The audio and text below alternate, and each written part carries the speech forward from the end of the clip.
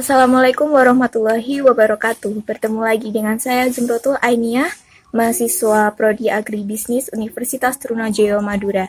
Di video kali ini saya akan membahas tentang analisis usaha agribisnis pada salah satu UMKM yang berada di sekitar tempat tinggal saya. Langsung saja kita ke videonya.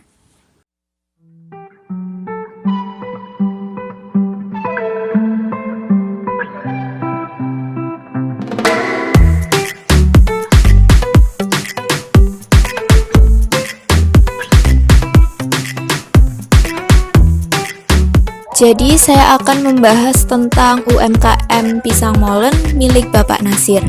UMKM Pisang Molen telah berdiri sejak tahun 2001, yang mana usaha ini merupakan salah satu bentuk olahan dari buah pisang. Pada awal berdirinya, UMKM ini bertempat di Jalan Hasyim Asy'ari di depan Rumah Sakit Aisyah. Namun, saat ini telah berpindah tempat ke Jalan Hasyim Asy'ari di sebelah barat Pasar Kota Bojonegoro. Konsumen dari pisang molen ini berasal dari berbagai kalangan, apalagi lokasinya yang strategis yang berada di sebelah utara alun-alun kota Bojonegoro menjadikan pisang molen sebagai salah satu cemilan yang banyak dibeli oleh masyarakat.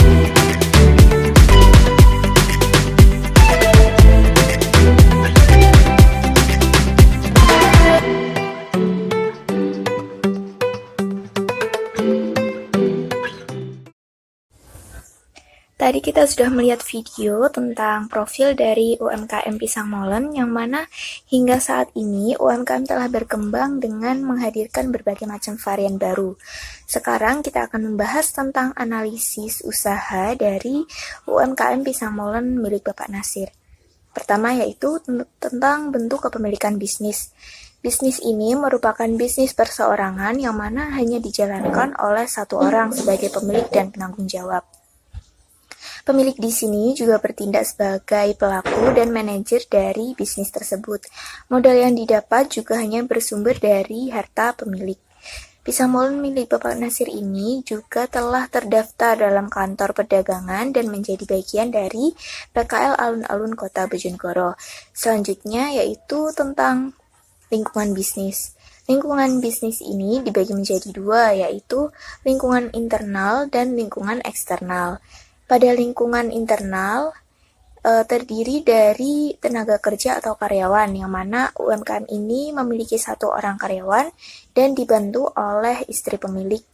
Karyawan ini bekerja pada bagian produksi dan juga pemasaran, dibantu oleh sang pemilik. Kemudian ada peralatan yang meliputi kompor, penggorengan, mesin penipis adonan, dan alat lain yang merupakan kepemilikan pribadi dari pemilik. Kemudian ada permodalan yang bersumber dari harta pribadi pemilik.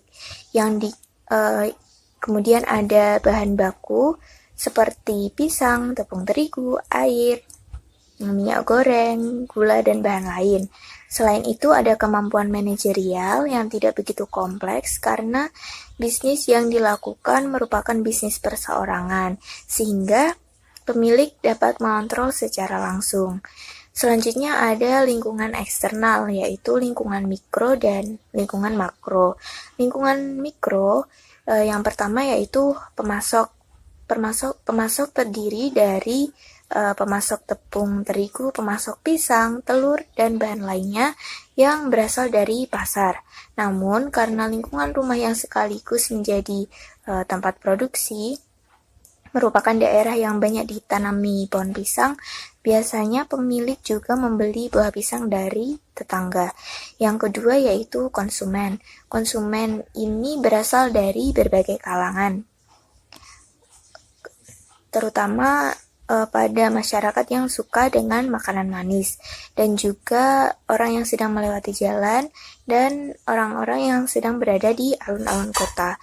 Yang ketiga yaitu pesaing. Pesaing ini berasal dari pedagang lain karena lokasi penjualan yang berdampingan dengan banyak pedagang lain seperti pentol, mie ayam, martabak, dan lain sebagainya. Kemudian ada lingkungan eksternal makro yang berasal dari faktor ekonomi. Karena pisang molen ini memiliki target pasar di mana semua kalangan dapat membelinya, maka harga pisang molen ini cukup terjangkau. Selain itu, ada juga struktur organisasi. Bentuk struktur organisasi dari bisnis ini yaitu organisasi lini, yang artinya pemimpin dan karyawan berhubungan langsung secara vertikal. Dikatakan organisasi lini karena jumlah karyawan yang sedikit dan merupakan bisnis perseorangan.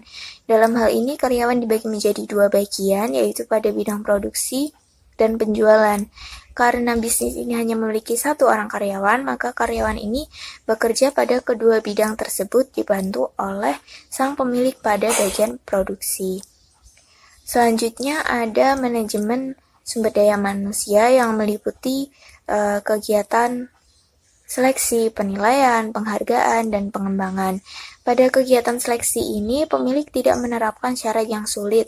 Yang dibutuhkan hanyalah karyawan yang rajin, ulet, disiplin, dan bekerja keras. Kemudian, pada bagian penilaian ini juga tidak terlalu diperhatikan, asalkan sang karyawan dapat berlaku dengan jujur. Lalu ada penghargaan. Biasanya pemilik memberikan bonus pada karyawan pada saat gajian tertentu untuk meningkatkan semangat kerja dari karyawan.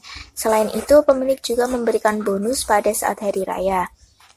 Selanjutnya, pada bagian pengembangan ini, pemilik mengawasi dan membimbing secara langsung agar kemampuan dalam proses produksi dan pemasaran karyawan meningkat. Faktor terakhir dalam analisis usaha ini yaitu tanggung jawab sosial.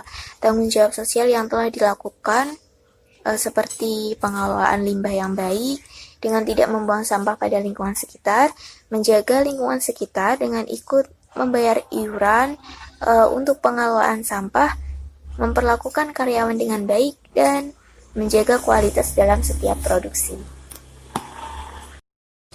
Jadi, itu tadi video tentang analisis usaha agribisnis UMKM Pisang Molen milik Bapak Nasir. Semoga apa yang saya sampaikan dapat bermanfaat, dan apabila ada salah kata mohon dimaafkan. Terima kasih. Wassalamualaikum warahmatullahi wabarakatuh.